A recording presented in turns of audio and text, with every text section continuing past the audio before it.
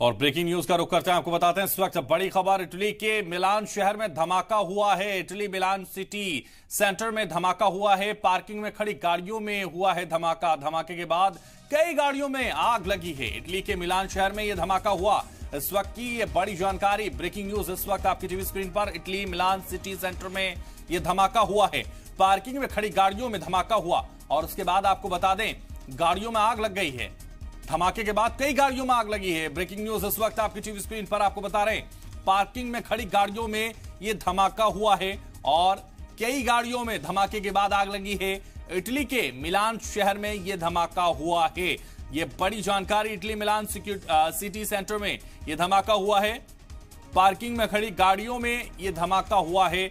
उसके बाद तमाम गाड़ियों में आग लग गई और आग की ये तस्वीरें लगातार आपको दिखा रहे हैं।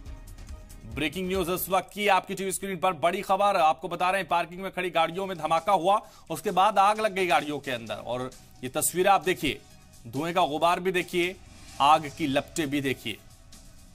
तो इटली मिलान सिटी सेंटर में धमाके की तस्वीरें इस वक्त आपकी टीवी स्क्रीन पर। पार्किंग में खड़ी गाड़ियों में यह धमाका हुआ है। धमाके के बाद कई गाड़ियों में आग लगी है।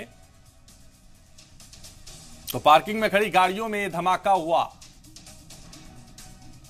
और इस वक्त बड़ी खबर आपको बता रहे हैं, इटली के मिलान शहर में धमाका हुआ है।